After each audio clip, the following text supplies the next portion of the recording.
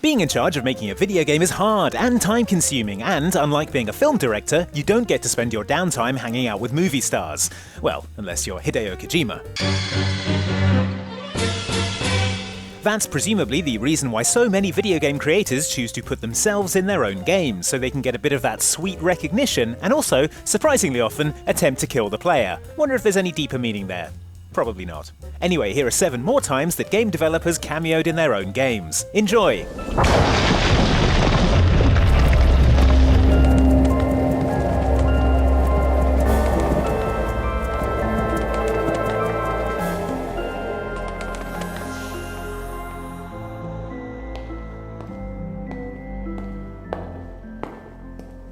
Konbanwa, Igarashi Koji です。 Koji Igarashi is a Japanese game developer who also may or may not be a vampire. On the one hand, I've never seen him bite anyone and drink their blood, but on the other hand, look at him. あなたは私の夜の軍団に来るべきだ。 Anyway, Igarashi, often known simply as Iga, started his career at Konami and became instrumental in the Castlevania series, which, I remind you, are games about vampires. The evidence just keeps mounting up.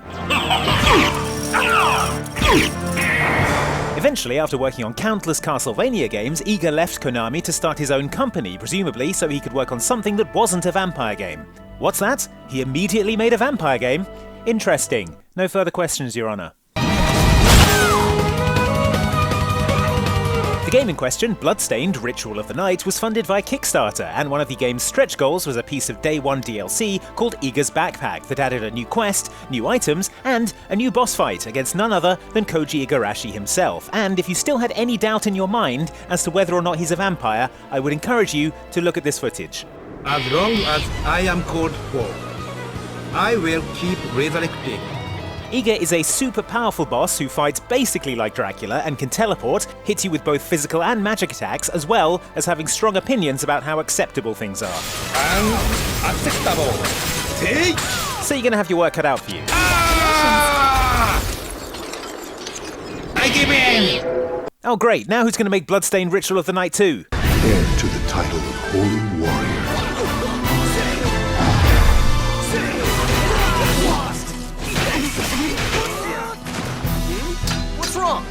Katsuhiro Harada is probably best known as the producer behind the popular and long-running fighting game series Tekken. Well, that and his totally bonkers feud with rival producer Street Fighter's Yoshinori Ono.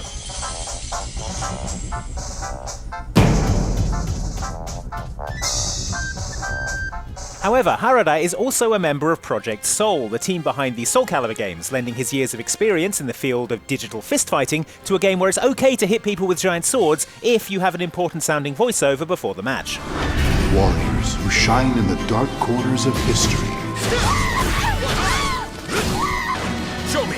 To recognise Harada's contribution to the Soul series, Soul Calibur 5 added an achievement called Pursuit of Obsession, in which you have to defeat Harada Tekken in the game's quick battle mode. Behold! I am Yoshimitsu II! Your time has come. Here, Harada is clearly channeling Tekken's Mishima family, as he's dressed like Heihachi, fights like Devil Jin, and cheats like Jinpachi because he's always bloody spamming the same unblockable attacks. God damn it, Harada! Is that all? I expect this from Tekken, but not you, Soul Calibur. For shame.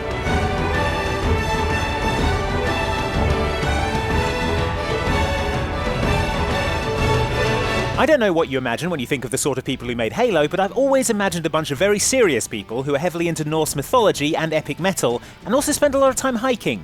Not sure why. Whatever you are imagining yourself, I'm sure the one constant across all our minds is the fact that they're all fully clothed, which is apparently not the case in real life. Or at least it isn't if the cameo by Bungie co-founder Jason Jones in Halo 3 is anything to go by. Do some incredibly intricate platforming later in the game, and you're rewarded with this Easter egg, a cardboard cutout of Jones, who is naked, except for a pair of gym shorts and sort of bobbing up and down for some reason. This also gives you the achievement Heading to His Destiny, which was an early hint as to what Jones would be doing next. Well, it was that or heading to a shirts versus skins game of pickup basketball, judging by his outfit.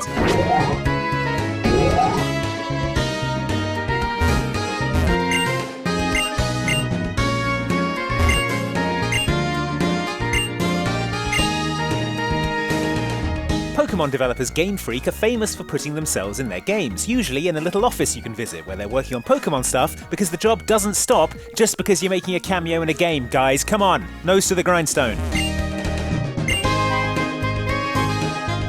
In Pokemon Black and White, however, they stepped things up a notch by letting you fight one of the team in a Pokemon battle. That team member is Shigeki Morimoto, game designer, programmer, and most famous as the creator of Mew, the legendary Pokemon who, in a famous urban legend, had a whole generation of kids convinced that they could have a super powerful Pokemon if only a truck would move.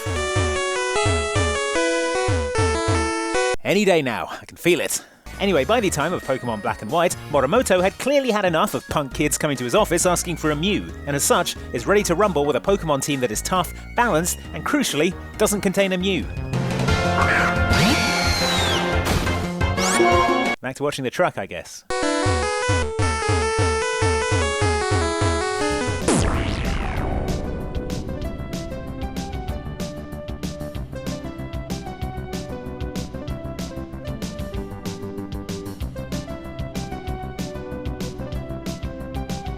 Sierra's Space Quest series of point-and-click adventure games consists mainly of solving puzzles and dying horribly.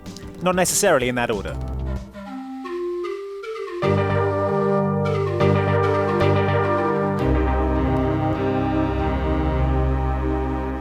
Another thing they're particularly fond of, however, is smashing down the fourth wall like an over-enthusiastic demolitions company with 10 more houses to do today. This peaked in the third game, Space Quest III: The Pirates of Pestulon, in which main character Roger Wilco's primary objective is to rescue two video game developers known as the Two Guys from Andromeda from an evil software company called Scumsoft, who are making them develop terrible games against their will. Where it starts to get meta is when you realise that Two Guys from Andromeda is a real-life development team made up of designers Mark Crow and Scott Murphy, both of whom were the lead designers on the Space Quest series. As if that wasn't enough, the game ends with Roger and the Two Guys from Andromeda going through a black hole, emerging in a parallel universe, and then landing outside Sierra's offices where they meet the president of Sierra Online, Ken Williams.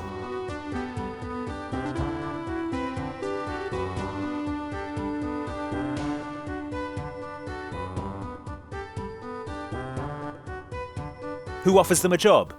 Developing the Space Quest games. Not sure how that works. Still, at least Roger doesn't die for no reason.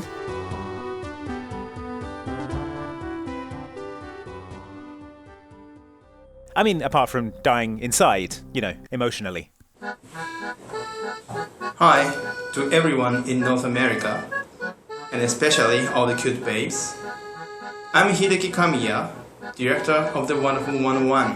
This may come as a shock, but legendary Japanese game designer Hideki Kamiya sometimes takes time out of his busy schedule of owning people on Twitter to make video games. One of those video games is the Wonderful 101, a gloriously hectic action game in which you play as a horde of superheroes trying to prevent an alien invasion of Earth, I think, is what's going on here.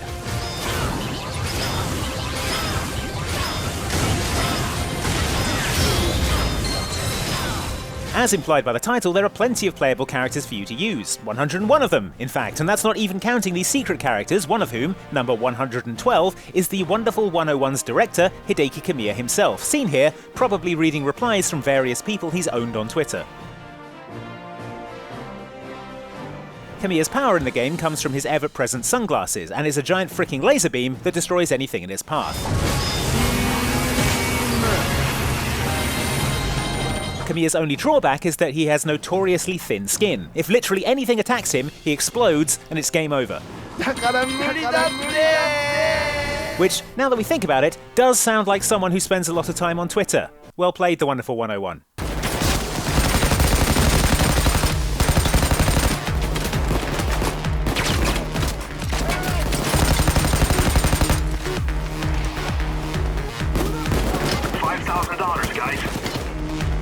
The Payday games from Swedish developer Overkill are about ruthless bank robbers heisting staff, killing people, and generally being amoral jerks. So we're not sure if we should be worried that one of the playable characters in the game, the ruthless, unhinged Wolf, is heavily based on and voiced by Overkill co-founder Ulf Andersson.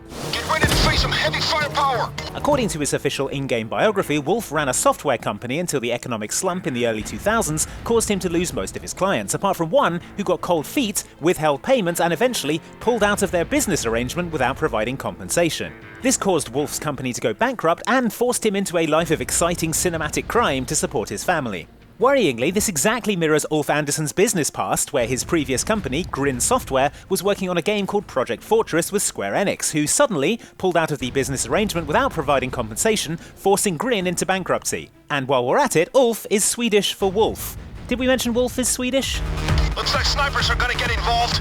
All I'm saying is that if I was Square Enix, I'd be worried. Cops, stairwell. There you have it, those were some more times video game creators cameoed as themselves, with bizarre results. If you missed the first video like this we did, check out the link on screen right now to give it a watch, and if you've got any more favourites we missed, let us know in the comments below. Don't forget to like and subscribe for more videos like this from Outside Xbox, and thanks for watching.